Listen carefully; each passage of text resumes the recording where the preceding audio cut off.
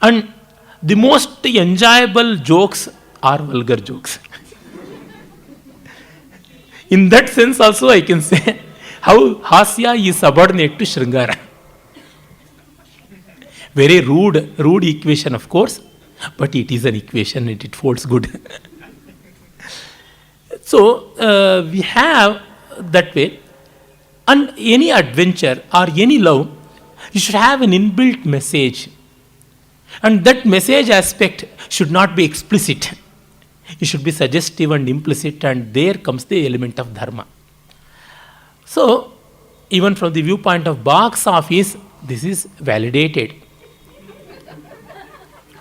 Well, we have horror films, but horror as horror should not end up.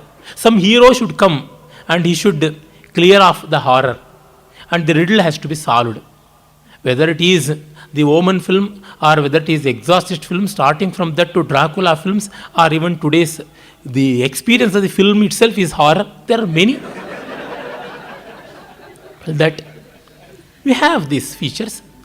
So, this is how in Natya Shastra we have these two rasas representing the whole Trivargas.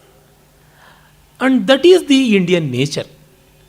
And this is one of the reasons perhaps we didn't invented or discovered many things of the Western world, what it is marveled, and we are also marveled by that. Directly or indirectly should cater to Purushartha. If not, there is no purpose behind that. That's why Prayojana, I told in the beginning itself, the Anubandha Chatushtaya Adhikari, Vishaya, Sambandha and Prayojana. Prayojana means it should ultimately contribute to one or the other philosophical system, one or the other Purusharthic value. Because you just see, many times what happens, idle curiosity may end up in the exploitation of nature. But if it is catering towards Purushartha, it will not exploit nature. We should see, Purushartha means how much I can enjoy and how much I can consume and how much I can share, like that. Means my capacity is what, it will always be borne in mind. So if I look at my capacity and do, we will not be chewing more than what we can gulp. If not, we have to spit, that's all. So perhaps this may be the reason behind our ancestors not pursuing so many things of wonderful curiosity. I am not taking this as an apology. I am more critical than anybody on earth towards my own self and my own heritage. Yet I respect it because it has so many beautiful things. And here one should notice that India, especially the Vedic culture and all, it is the oldest culture dated, and not the Assyrian or Babylonian or Egyptian, even earlier than that. It's all now dated and we know that. And so we, without the help of anybody developing so many things, it takes so much of pain and so much of trouble and so much of effort. And I think we can't even imagine how mankind developed wheel and how from a bald wheel to a spoked wheel. It would have taken thousands of years. But nowadays, we develop generations of computers within few months. But in this logarithmic scale or exponential scale, that development has not happened. It took its own long course. Think something comparable to evolution, it happened there. It is not technological leap, it is the evolution. So the scale is different. With that understanding we have to see, then they would have taken so much of time to develop that. The number system, the decimal system, the basic medication, and basic values of human life, and extracting metals from minerals. So many things are there, and hundreds of such things were developed even before 7,000 years or 6,000 years. And later they were transformed to Mesopotamia and Egypt, and then came to Crete, and then came to Greece. How come Greece had a meteoric rise? After all, the Greek culture developed by around 1200 BC and saw its zenith by 300 BC. During the time of Pericles, the Greece had its golden era. It is said so. Means around 4th century BC.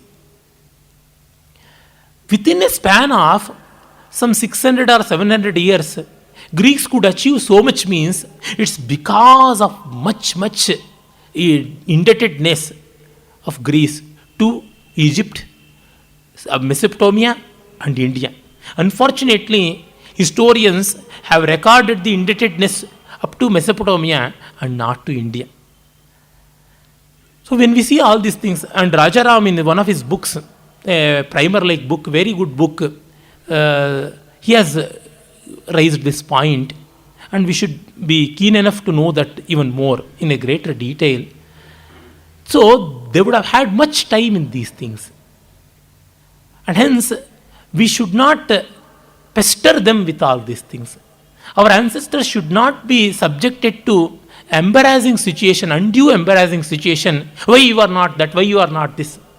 Well, now you have been exposed to all these things. Why can't you do that? My objective is essentially on that. Our spirit is not against modernity. Our spirit is not against change. Our spirit is not against development. Our spirit is truly for these things. If not, discard any prescription, if anything exists, that checks positive development and pertinent improvisation. If any statement is there that is checking that, you discard. Even for that, we have values in our tradition. Our tradition gives so much of strength and support for us to reject that also, which no other tradition has dared done that. Not even the modern materialistic tradition. So in that sense, we should have a genuine respect of understanding and feeling. And that's why Swami Vivekananda, in spite of he being so critical about Sanatana Dharma, he is a Sanatana Dharmi. He remained so, and is the best example of that. He was so critical about Adi Shankara also. Yet, he remained a sannyasi of Shankara tradition. He is not Naren.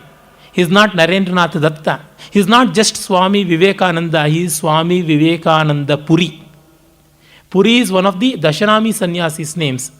Puri, Giri, Vana, Nrasimha, Samudra, Parvata, Bharati, Saraswati are all Tirtha, Aranya. These are the 10 names which are developed by Shankara for sannyasis, identifying with the wider world and the cosmic world. That's so. And Vivekananda is that. And even today in Ramakrishna order, their name, complete name is Puri.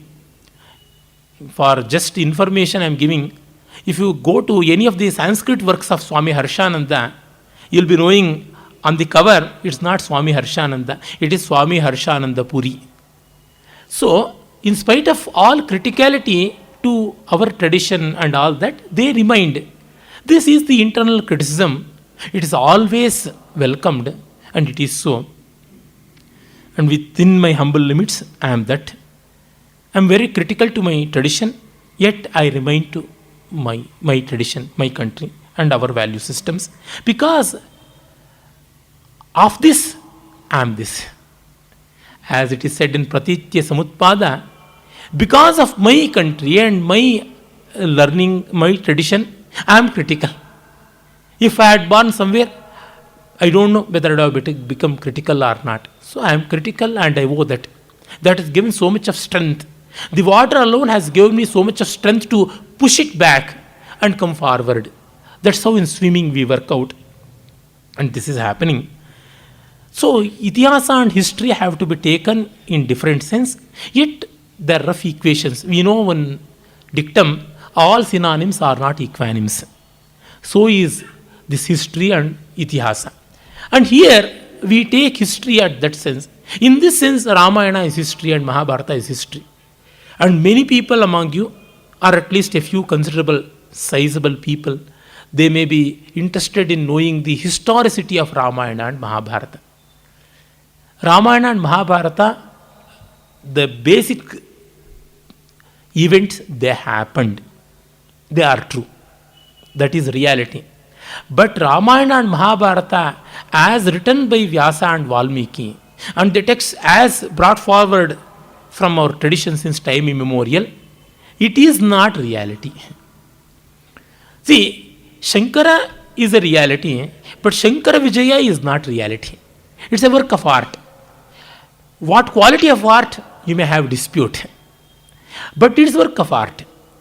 But that doesn't mean that Shankara was a non-existent. So is Rama and Krishna and Pandavas. They really existed. And the dates are also calculated. And again here I am saying regarding dates and other things, on the basis of the available sources, up-to-date sources I am saying, and they may also be challenged in future, we don't know. But we should have the openness to accept that. Accordingly, we know Mahabharata events happened before 5000 years or so. Mahabharata war happened around 3062 BC or something like that. Say, we are not exact about that, but roughly we can say before some 5200 years or 5100 years, it happened. And Mahabharata, it is said in the Mahabharata, the descendants of the people who came from the lineage of Rama,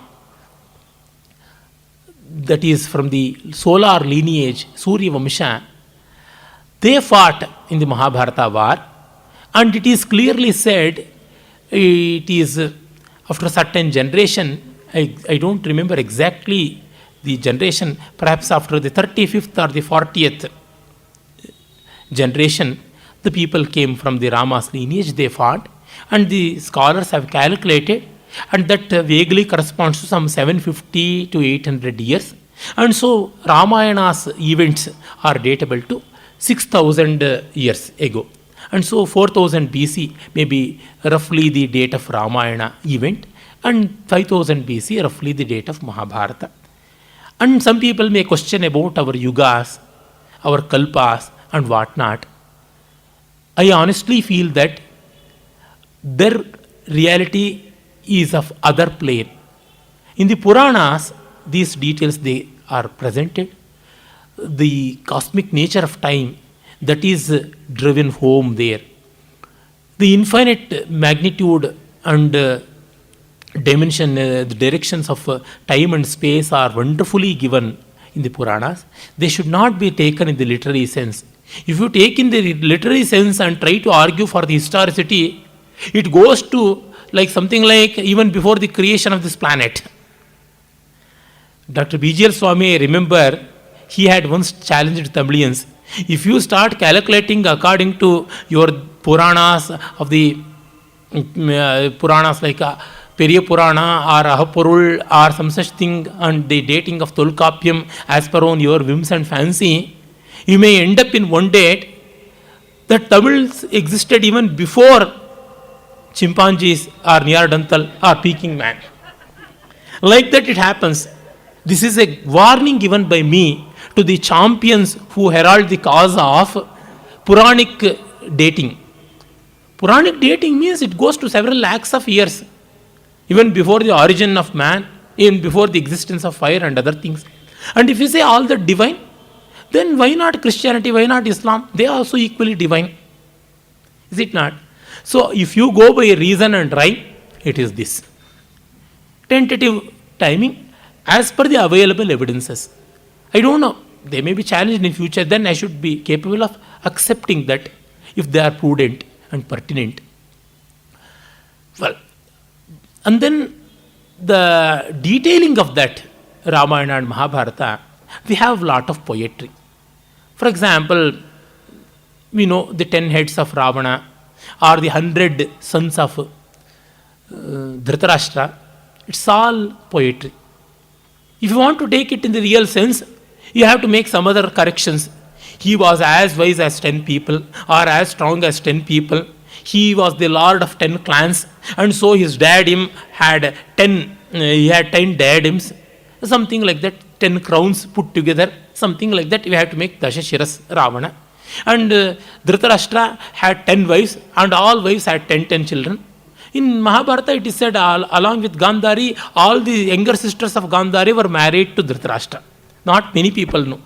See, very few people would have read Mahabharata in original. It rather sucks us to read all 1,100 verses, 1 lakh verses. It's very difficult. Having read it honestly, cover to cover, completely once, with all the textual variants, and many times, many portions, I am saying this. So one need not be doubtful regarding my credentials in this. And not to speak of Ramayana. I have read every Purana, almost all the available Agamas, all the Darshanas from cover to cover, and so I am saying. And that's why you need not doubt on my basic sources. It is rather ugly, clumsy, and vulgar to say, I have done this, I have done that.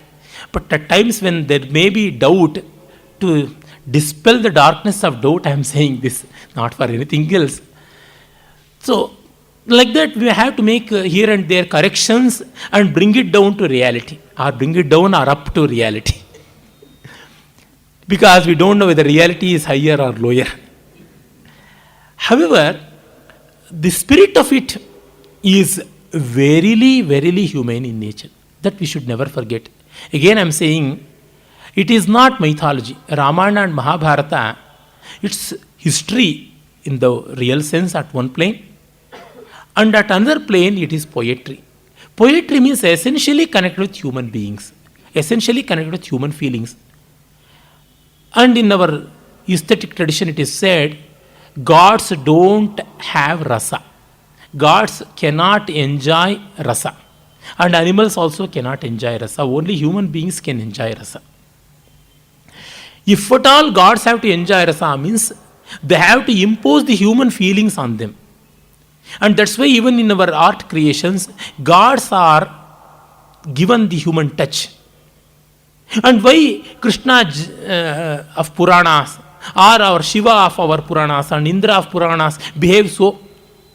Why Indra is so jealous of other saints who are performing penance? Or why Shiva is so carried away by Parvati's penance? Because we try to humanize them. So even when we want to make gods enjoyable, we have to scale down up to our level. We have to have our colors. We have to infuse our blood. This is even the nature, when it has to be made enjoyable, we try to humanize nature. You just see, this is the difference between Homer and Kalidasa, or Shakespeare and Kalidasa. In Homer, at any time when he describes sea, which is inseparable part of Greek culture, he says that cold saline water. But we say so much about the things. They have, of course, they have a god like Poseidon, they have humanized, but the human feelings they are brought in Poseidon, but not while describing the sea.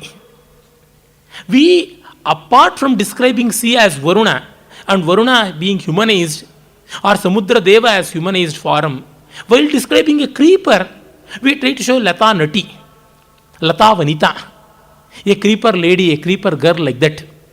Even a poet like Kuvempu Pulla Kusuma Lata Nati, Kusuma Lalita, Kusuma Valita Leelan Dolita Kati, like that he says. This is it. Even Kalidasa, he makes that, whether it is Jayadeva, whatever, whoever, this is so. So we try to humanize nature. Without that we can't enjoy.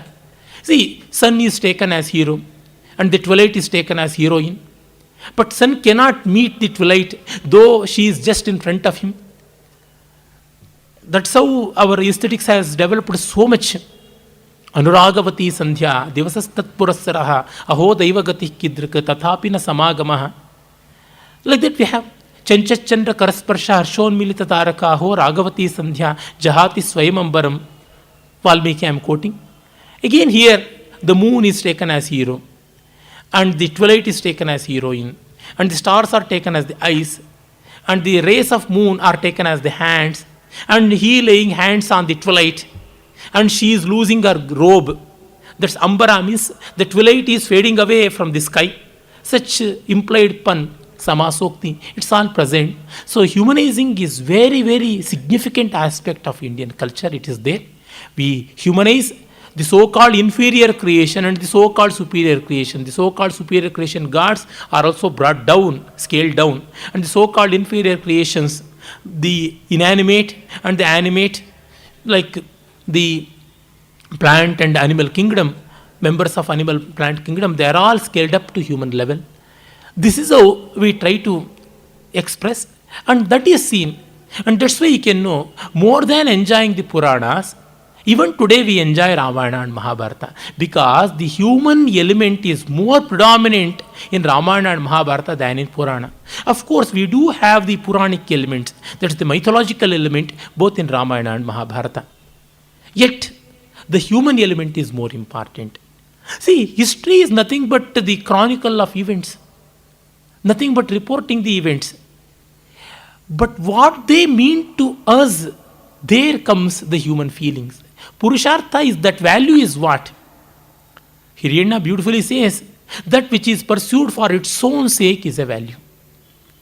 For its own sake, we have to enjoy that. See, many times for taste we eat food, not just for nourishment. If at all for nourishment, you would have not bothered the tongue.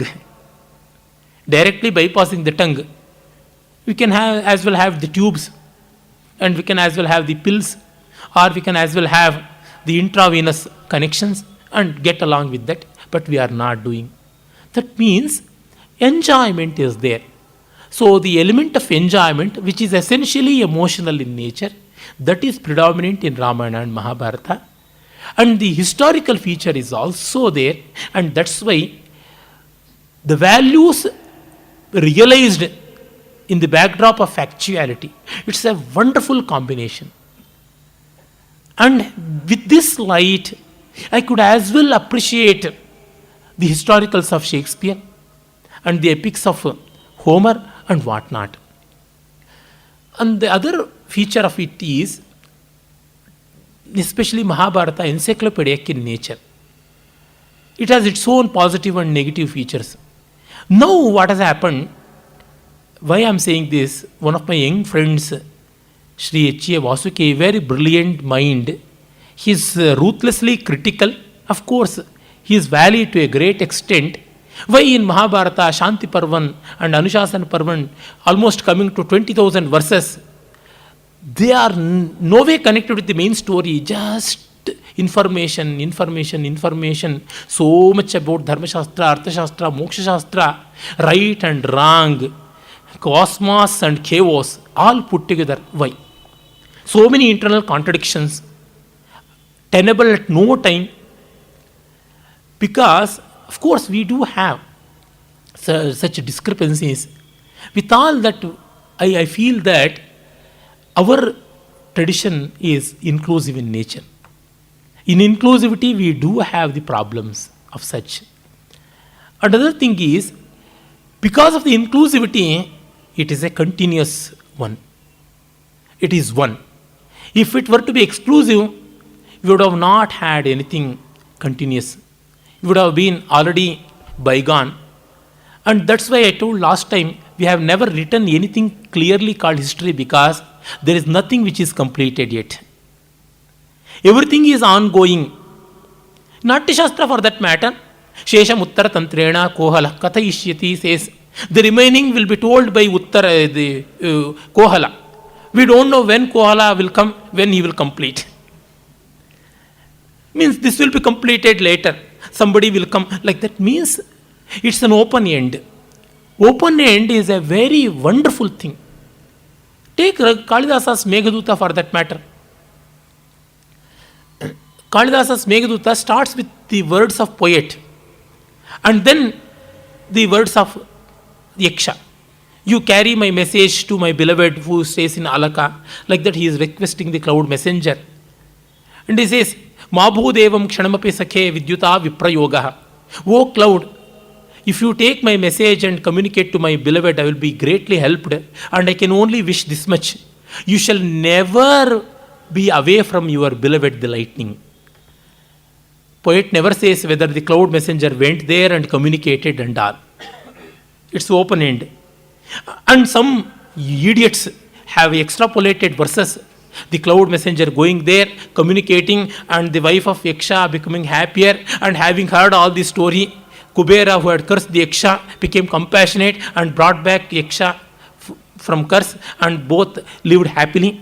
So that way of nicely whitewashing the group photo and bringing out, all that Kalidasa has never done. It's an open end. It's an aspiration of Yaksha. And still the cloud is moving. Every monsoon cloud is moving from Ramagiri to Alka. He will be carrying and carrying and carrying. So the eternal separation of Yaksha and Yakshi and the aspiration for eternal union will always remain. So this is another plane of understanding events. And here we see the beauty of Indian culture. And in that sense, I think Mahabharata has become an encyclopedia. And in an encyclopedia, so many unwanted things to us are also present. Especially a work of that distance will have that. I'm not justifying that. I'm just giving another way of looking at it. So we have that. That information is there, and we know information can decay very fast. The nature of information is that it has to be updated. And Mahabharata was updated. And that's why we have so many extrapolations and so many variants, readings. Dakshinatya Patha, Gaudiya Patha, Uttaraha Patha, Kashmiri Patha, Uditya Patha, like that many pathas are there. More than 750 manuscripts were examined by the Pune Institute of Bhandarkar Research Institute, BORI of Pune, under the headship of Vishnu Sitaram Sukhtankar. For 60 years, more than 1,000 scholars on the globe, they worked together to bring out one edition of Mahabharata. What they claim, perhaps this is the oldest available text, not the very text written by Vyasa. They say this can be safely said as the grandfather of all the available manuscripts. Prachina Patha, that's all. So, with that we have to see Ramayana and Mahabharata, and so many other details are coming into picture. Why all these things are added? Because the story is very attractive. The events are so pulsating, and the value is so engrossing and sublime. Because of that, let other people also read along with this the information. And you just look at our Nitya Prayogas, the Sandhya Vandana and all, so many things are added to it. I did the weeding out of all these things in my work Sandhya Darshana.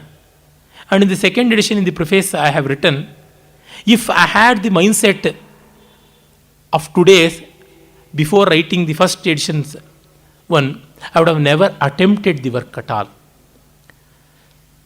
But we need this, yet we have to adhere to the things. We know sugar is the ultimate destination of sugar cane, yet sugar cane should remain. It has to serve its own purpose. The leaves of sugar cane are meant for the cattle and even for decoration, and the squeezed one, it will be used as fuel and are the raw material for paper industry. So many purposes are there. They are no way meaningful to sugar, yet they have to remain.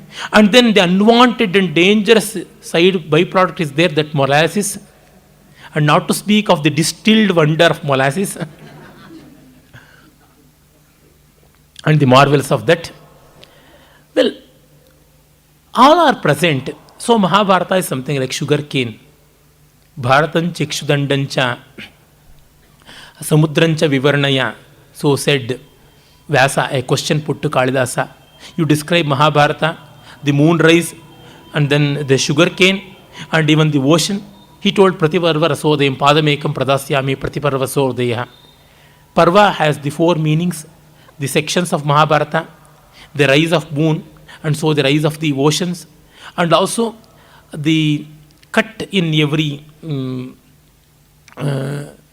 unit of the sugar cane. You know, that joint is there at every point, every fixed point of 6 inches or 7 inches, like that. Why I am saying this? We have to look at Ramayana and Mahabharata not like the historians, not like the blind worshippers, and not as mere critical people. We have to look as poets, and we'll be getting maximum benefit out of that. In poetry, the value is never ignored, and beauty is also a value. Ramayana and Mahabharata, they are like that. Even to write a short story, we need the experiential background of one or the other event in our life or somebody's life.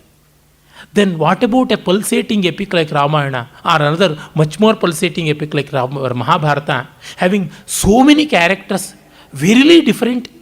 Bhima is so different from Dharmaraja, and Arjuna is entirely different from these two. And all these three brothers work together. It's another wonder.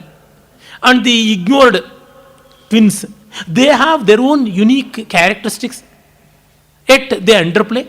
And all the five brothers put together, they are so well joining hands with Krishna, and yet Krishna remains different from all these.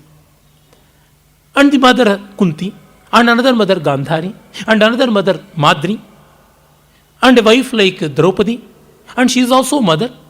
So many ways, and this is how the value of history is understood. Value of history is not explicit in the Western tradition, but in us it is because of this. And again, we have certain problems with that, but roses always have thorns. See, if you prepare food, some amount of food will be adhering to the vessels where the food has been prepared. To save all that, you can't lick the vessel. It's rather clumsy. Like that, certain amount of waste, certain amount of unanswerability is always there. This is how we have to take Itihasa. And Purana. Purana is a wonderful thing. Again, I'm saying, all the details may not be useful, may not be of use. Rather boring and contradicting. One thing my friend Vasu always says, if you write too much, there will be so much of useless and ambiguous things and contradicting things. Naturally, it happens. I have thought again and again about myself. I speak too much. Much of waste will always be there. What to do? So, in Puranas, we have so much. It's a storehouse. I say Puranas can be equated with modern Wikipedia. In Wikipedia, anybody can add and it can be removed at times. See, in Wikipedia, I've seen so much of information, and at many places the information is so wrong. Just to give an example, I don't know whether still it exists in that entry or not.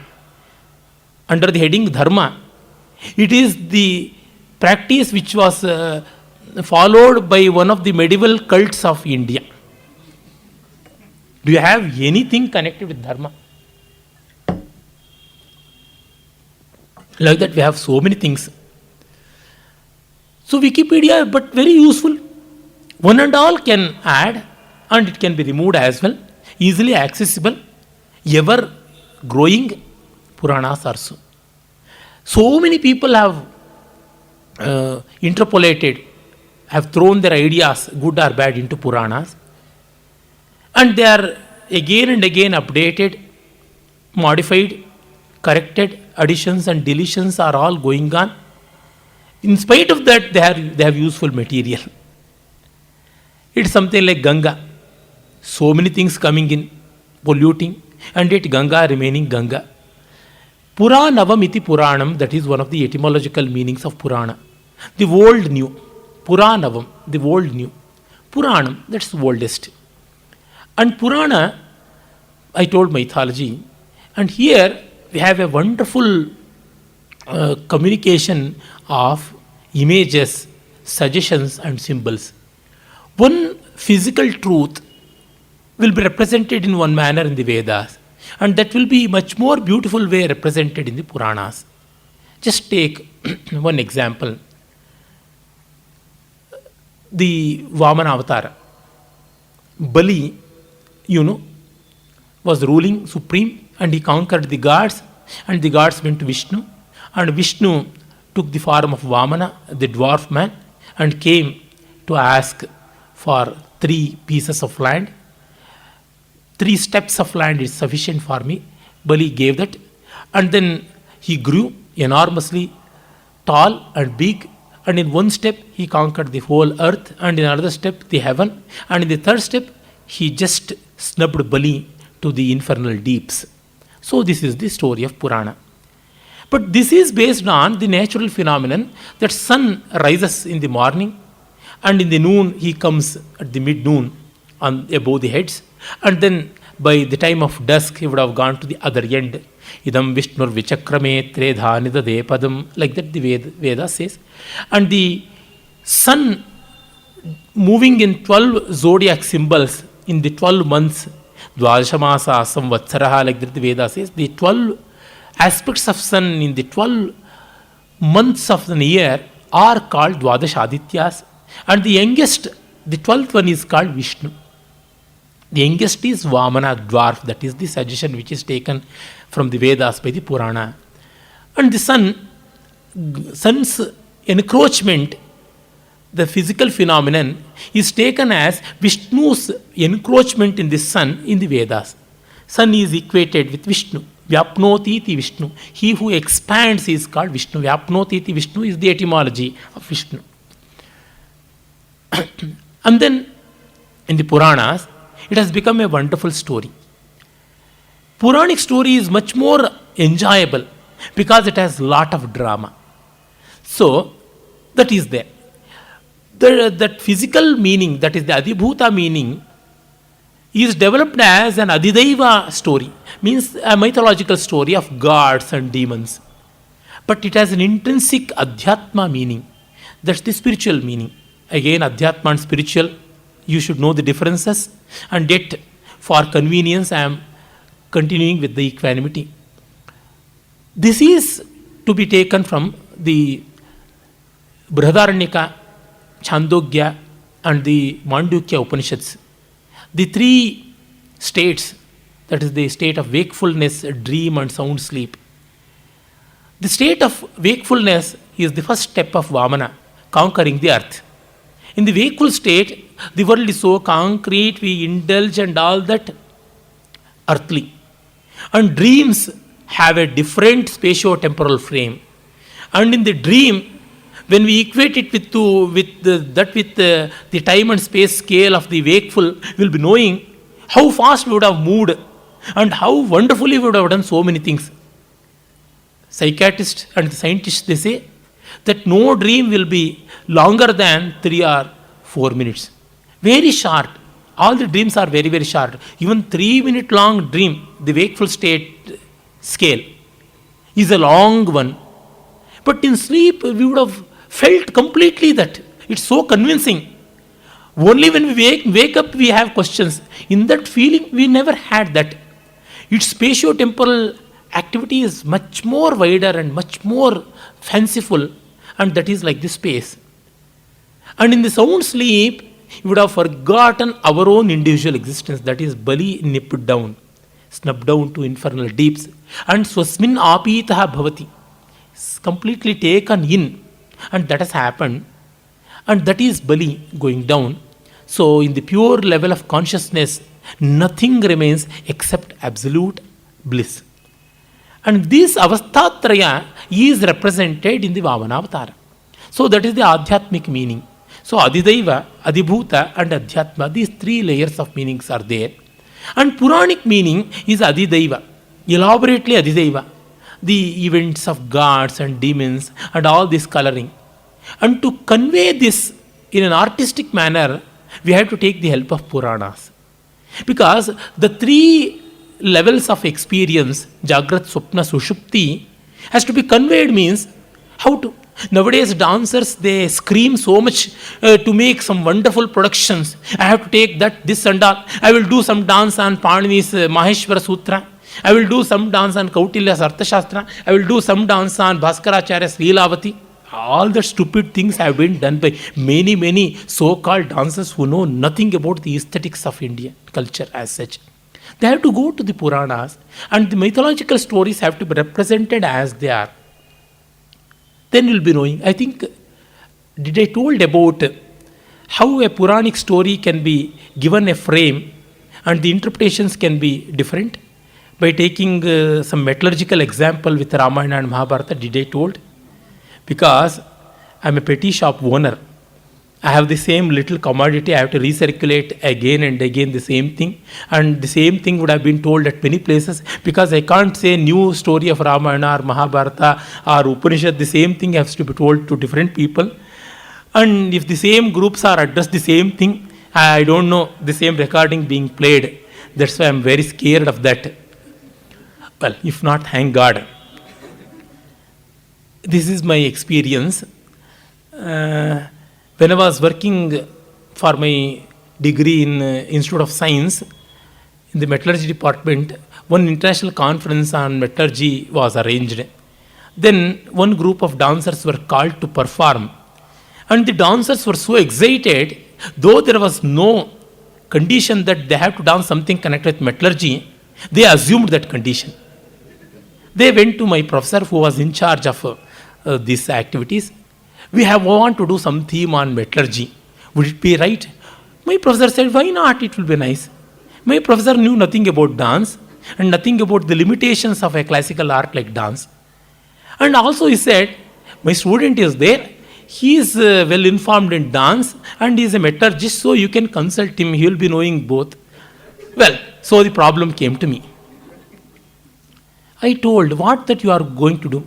They said, we stand like this cupola and we stand like this open hearth and somebody pouring the pig iron into it and somebody taking that and doing all that. What you are aping, dance or miming? As well we can show a film show. What fun we have. Dance means emotions. What emotions we have? Nothing. No mining and then processing and all that. It's so stupid. We need not. We should not. Then what to do? I said, I can't do any help. You go. You go to dogs. I don't bother. Then they went somewhere here and there. Nobody could come to their help. No Xavier was there. They went all around the 14 worlds and then Ian came back to me. Then no more time was left. Only few days were there. Then I told, you just dance Ramayana, it is enough. What shall I dance? Just dance Bhavayami Raghuramam, you know already, is it not? That Bhavayami Raghuramam composition of Swati Tirunal, you dance. I shall speak before that for 5 minutes. And I shall add a bit of it to the tail end, Sita Parityaga. You dance that also. Few minutes dance, that's all. Well, I shall give some meaning to it. It happened. What I told, Sita is like the mineral resources. Sita came from the earth. And Rama getting married. Sita getting married, Rama. So, Rama representation of ruling. Means a ruler has to explore the underground resources and other things. So Sita going to Rama. And then Ravana kidnapping Sita means a violent and cunning ruler who is exploiting nature, wants to exploit to a maximum extent and wanted to snatch away Sita from Rama. And Rama wanted to restore the balance. He fought war and Sita got back. But the people started abusing Sita.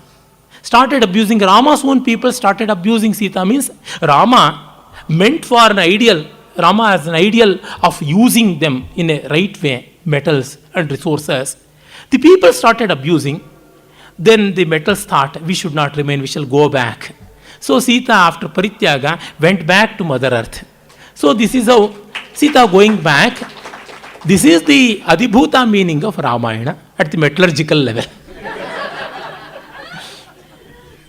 See, now it may look so ridiculous and hilarious, but the conference went on so successfully and one and all got so much of appeal. My professor said, what a wonderful presentation, so beautiful, and the artist got the credits for interpreting Ramayana like this. She did the same Bhavayami Raghuramam, no more additions, no more deletions. Why I am saying, the multi-layered meaning of the Puranas, that is because of the esoteric story. That is because of the mythical nature. We have multi-layered meaning. And we have to restore the Puranic stories as they are. We can give a realistic interpretation also. See, the Vamana story has been given the realistic interpretation also. Bali, a ruler, a Dravidian ruler, was attacked by the wily, crafty Aryan rulers of North India, and they were driven away, and he was driven away to South America or Bali Island. And once in a year he will be coming back, and in that reminiscence, as though a Messiah will be coming, even today the Deepavali is celebrated, something like that, an anthropological interpretation, a communistic interpretation, like that. So many things have been given. Well, that's again an interpretation, not reality. You can give any number of interpretations, but they are not realities. That amount of possibility is there in the Puranas, and that we should never ignore. And Puranas give a meta language to communication, and we need that meta language. And just you see, America, so rich in material resources and scientific technological development, is in dearth of Puranic feeling, and that's why they are creating a cartoon character like Superman or Batman, She-Man, He-Man, that man, this man, all in the three genders man. And not to speak of so many other characters. Means they want heroes. We have Hanuman. Why we need Superman? Not that we should discard Superman. I was the first person to rush for the Superman film when it was released in the Galaxy Theatre long ago in my student days. I saw all the series of Superman. Even today, I love to watch all that. I enjoy that. But I equally enjoy, rather I enjoy even more my Hanuman, because our Puranic stories are not just Indian aspirations, they are the aspirations of the world. We need that superheroes, we need that demigods, we need that magical world, but we have developed a wonderful aesthetics. Lord of the Rings, what is that? It's trying to develop a Purana, is it not? But it at most becomes fancy of one person. It will be read and forgotten. And even Mrs. Rowling's Harry Potter, it's an attempt to create another Purana. I do appreciate, but they limit themselves to one generation and one author. But our Puranas are not. And even the Greek Puranas are not. But unfortunately, Greek Puranas, they don't have a live link. In spite of Europe discovering the Greek mythology, rediscovering that in the time of Renaissance, they could not connect in all respects. Few wires are connected, not all the wires. And so current never flows there. But here we have the religious connection, we have the artistic connection, we have the historical connection, we have the geographical connection, we have the economic connection, and so many ways of connections. And that's why Puranic stories, they become much more meaningful and marvelous. That should never forget. In that sense, Puranic stories have so much to contribute. And now, as the material affluence is seen and the advent of materialism is much more prominent, in the entertainment industry will have a great heyday. It's set and it's marching fast. And for the entertainment industry, this wonder, this meta language is the only way. If not, why you just see the recent Hollywood productions and all? They're all visual marvels, nothing but graphic wonders. We need that. All the gods, demons, and human beings, they went at the end of Krita Yuga to Brahma. Kridaniya kamichamo drashtum shrotum cha yadbhavet. We need an entertainment, audio visual entertainment. That's how Natya Shastra starts. And even today we are going to Hollywood or Bollywood or Tollywood or Kollywood or whatever wood. With that one dictum, we need an entertainment, audio visual entertainment. For that, Puranic lore is a wonderful raw material. And we have to tap it. If not, very, very meager, very primitive, unsane, I should say, caricatures are developed. And that's how we have seen many cartoon films based on our Puranas. No research, no beauty, no erudition, no entertainment, no professionalism, nothing. And I shall go to the details of Puranas and their Panchalakshanas later and come to the other elements like Darshanas and wind up the Ashtadash Vidyas tomorrow and go to Vedas in detail. Please feel free to ask questions and come with the questions. I invite your comments of any sort. Thank you. With the ecology, and so without any coloring, any harming coloring, chemical coloring and all that, with the vegetable colors or even without colors, how to worship Ganapati and where these images will be available, those details will be given by our friends. Please have an ear to them.